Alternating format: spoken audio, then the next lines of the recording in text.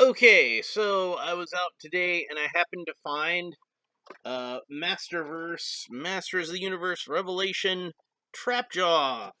And this is one that I wasn't quite as excited about this as some of the rest of them because let's be honest, his head looks kind of derpy. Like if you've seen pictures of it, you probably know what I'm talking about. His head, it's kind of derpy looking. And I think part of that is because how he was designed on the cartoon, and the toy was accurate to the cartoon, and I don't think it quite captures it, but I think it's one of those things where I could see what they were going for, and just certain things in the animation design didn't translate over as well. And frankly, I think that this is probably kind of one of the weaker animation designs as far as redesigning the classic characters goes, because it's I don't know, like the Triclops figure. It looks like Triclops. It's you can tell where influence came from the original toy and from the classics toy and from the Filmation cartoon. Like somebody like Fisto is a good update of the classic figure. I know a lot of people don't like the head on Skeletor, but I think they did a better job with it than they did on this head. But we'll get into that in a minute. Here's the artwork on the back. We already saw that just a second ago. Got the cross cell down at the bottom. Out of these, I have Savage He-Man. Still looking for Tila. Still kind of on the fence if I want to get Andra, because I think she's a little too Star Wars looking. Obviously, I have Trapjaw, because that's what we're talking about right now. Don't have Faker yet. Haven't seen Merman yet. And I do have Stinkor. So, out of these, Tila's the one I want to get the most, and haven't seen her at all yet. But I'm really looking forward to that figure. Faker, I just haven't gotten around to getting Faker yet because again, he's one of these deluxe figures, and they're a little more expensive. So then I kind of drag my feet on them. This one I was lucky because they actually had these on sale at Target today for about like $5 cheaper than they usually have them selling for.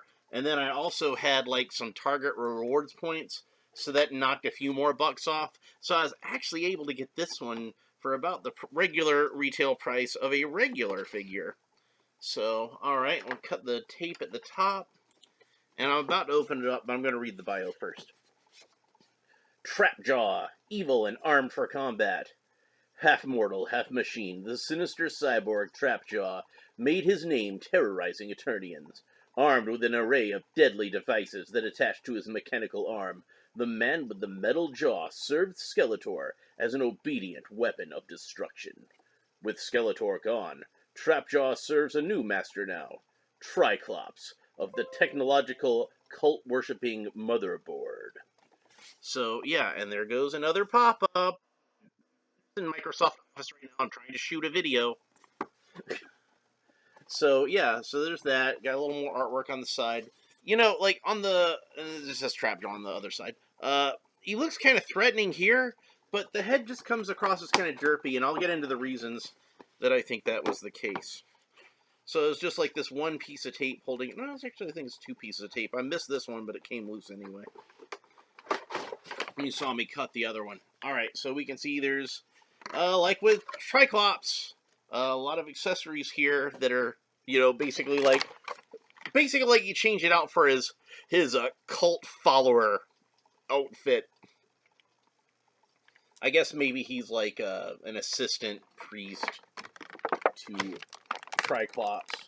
So let's go ahead and pop out his accessories. So that hook's in there nice and deep black.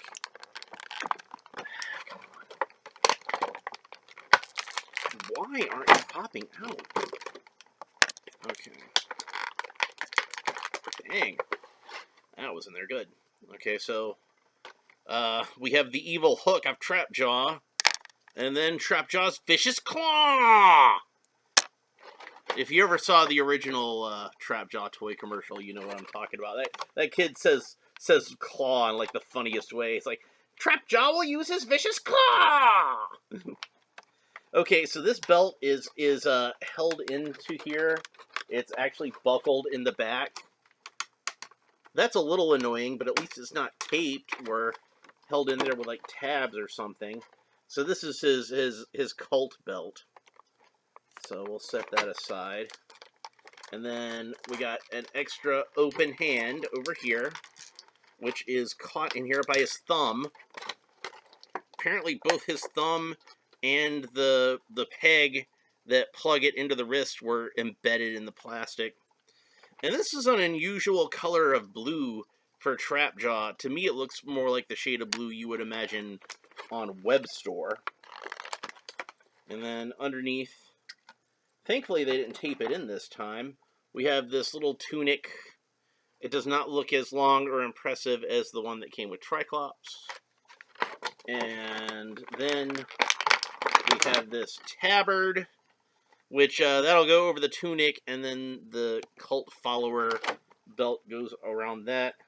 And then we have Trapjaw himself, and he's got little rubber tabs holding him in at the bottom. Little plastic tabs that I hate. And I'm having a hard time getting at them. I'm just going to try to break them out. I don't feel like fooling with this right now.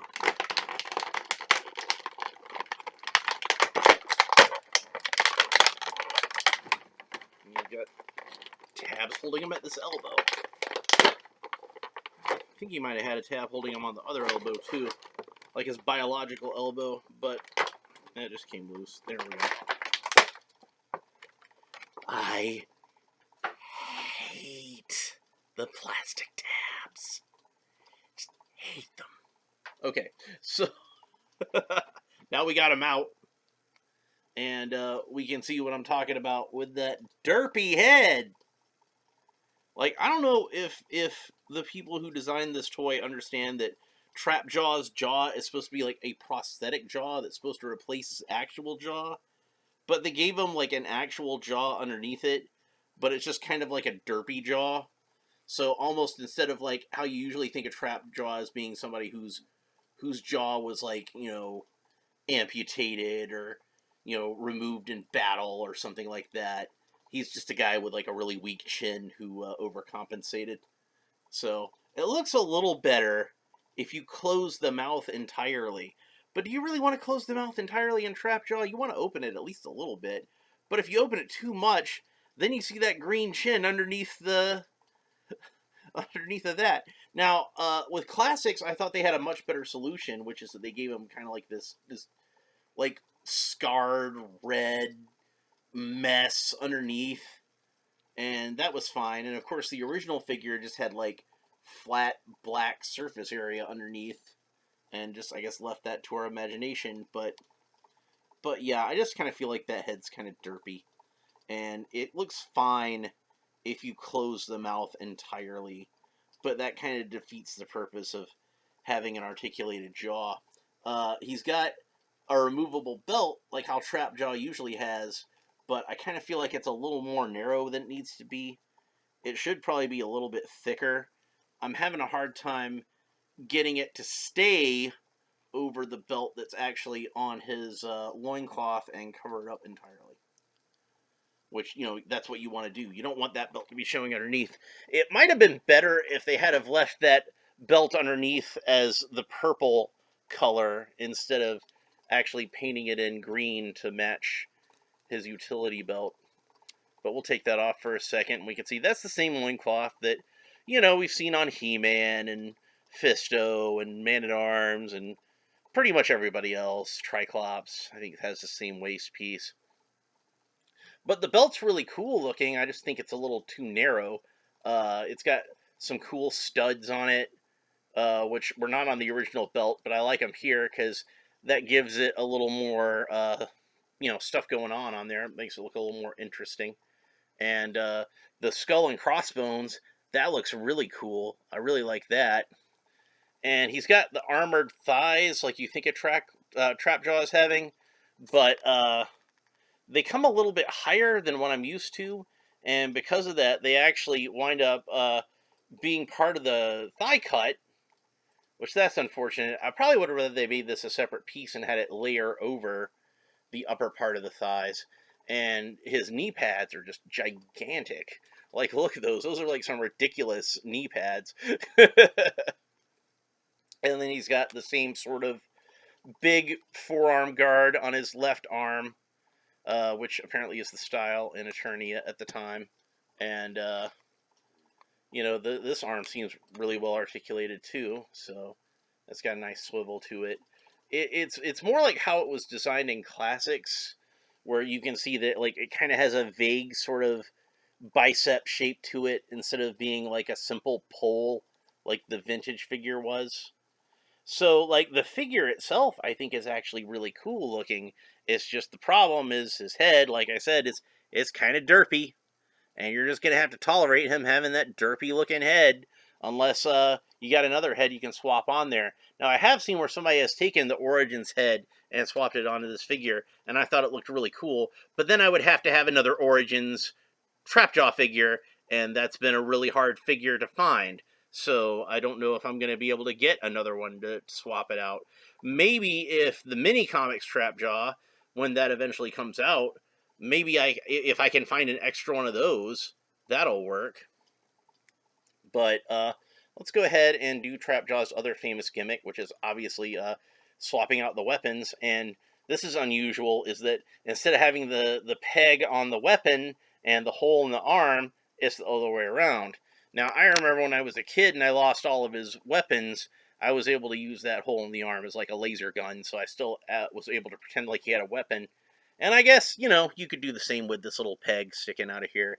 It is a really narrow peg, and I'm a little worried about it breaking or getting bent or whatever. So, since we got the Lasertron off, let's go ahead and try on the claw.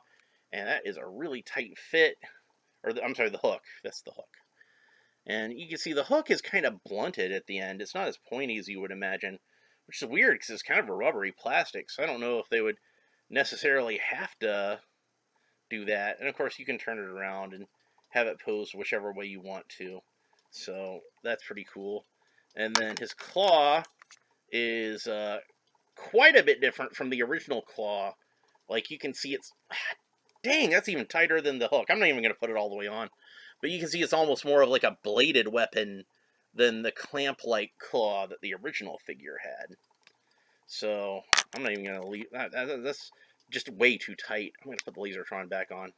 Because that's usually the one I like to have on him as default. I like the Lasertron. So, and then, of course, we can put the weapons onto the hooks on either side, these little loops on the belt. And then he can carry his weapons around on his utility belt. Alright, so now that we got that out of the way, and we've seen like all of the features of the classic style Triclops, let's go ahead and see if we can get him suited up in his cult outfit and see what he looks like as a member of Triclops' technological cult. So I'm going to take the Lasertron back off because I think it'll be easier to loop the Tunic on without it. And like with Triclops, I'm probably not going to leave, Triclops. I'm probably not going to leave Trapjaw this way. I'm probably going to leave him in the more classic style configuration of the character, as I know and love him. But it is nice to have different display options, and it's nice to have this. I'm putting the belt too early. I gotta put on the tabard first. It's nice to have this look from the cartoon represented, because I know a lot of people would like to, have this look. So there we go. Put the Lasertron back on. Ow! Pinched my thumb. Pinched my thumb in the elbow joint. So you can see that like it's a rather extreme elbow joint. So it's pretty easy to pinch yourself on it. And then we'll put this derpy looking head back on here. And he's a derpy looking cult follower. Plus these would probably be good to put on other characters. Like if you wound up, you could probably buy extra Trapjaws and just, put them on other characters. You know, if they come out with Whiplash, you know, put one on Whiplash and put some bionic parts on him. But other than the head, it's a pretty cool figure, and I would definitely recommend it. If you have a way to replace this head, like I'm lucky enough to have a 3D printer, so I'm probably just gonna print me out like a vintage style trap jaw head and modify it so it can fit onto a Masterverse body. But yeah, I'm gonna leave him in his classic form, but it's good to have this outfit. That's nice. I do recommend him, but only kind of barely. Just mainly because Trapjaw is like a really important character, and I know that the classics Trapjaw is really expensive and hard to find right now. And I'm lucky I got the one that I got when I did. But you know, he's not a bad figure to have as far as a figure to represent Trapjaw at this scale. It's just not quite as good as it could be because of that head, and that's unfortunate. So, you know, it's just like I don't think it's quite as good a design as the original Trapjaw head. Like in general, like the 2000X one had kind of the same problem where, to me, Trapjaw, part of his look is those bushy eyebrows. He needs to have those. The Origins head doesn't have those either. It's kind of annoying. But like I could at least paint those onto the Origins head if I wanted to. This one, his helmet's just so low on his head that it would be impossible to do that. And that honestly also kind of helps lend to the derpiness when his mouth is open. But if his mouth is closed, he looks okay. Anyway, that's pretty much it for this time. If you enjoyed this episode, please like and subscribe and all the fun YouTube stuff down below. Leave a comment and let me know what you think about this figure. We'll talk to you next time. Bye.